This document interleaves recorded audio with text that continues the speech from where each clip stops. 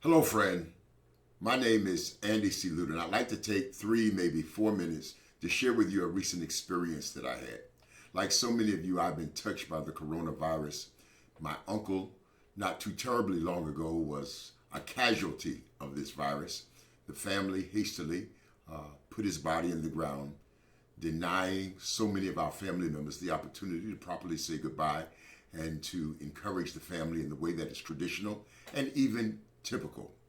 It was because of this that I began to develop the idea of a virtual memorial that would be inclusive of family members from around the country, and it would give us an opportunity to come, to bond together, and to do that which we were denied being able to do because of the circumstances of this virus.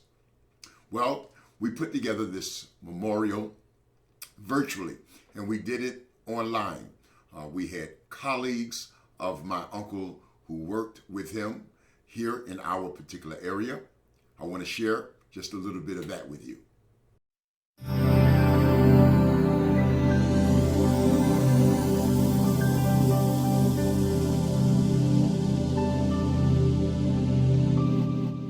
And to the Friendship Baptist Church family, and certainly to Reverend McElroy, I want to say to Reverend McElroy and the Friendship Baptist Church, we're praying for you.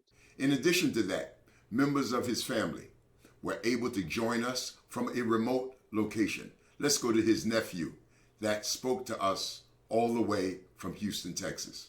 I'm talking about the essence of an uncle.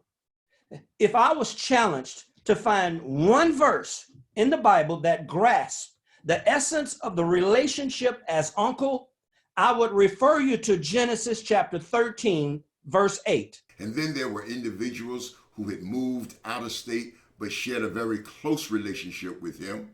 I want to take you to Indiana for an excerpt and a highlight of that commentary. The last thing I'll say is he gave opportunity.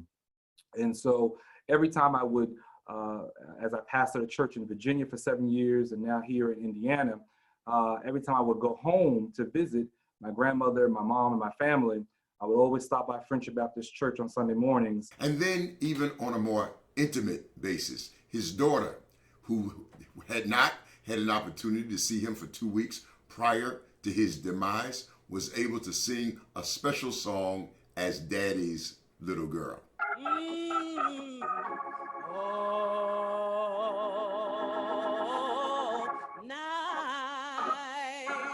Nights and all day, I said the angels keep on watching over me. And then my aunt, the widow of the deceased, had an opportunity to share her heart and to extend her gratitude and thanks to all who had reached out to her and supported her. Take a look. I had no concept that this was possible. I admit to being technologically not very astute. So when this strange condition came over the world, and the rules and regulations for gathering,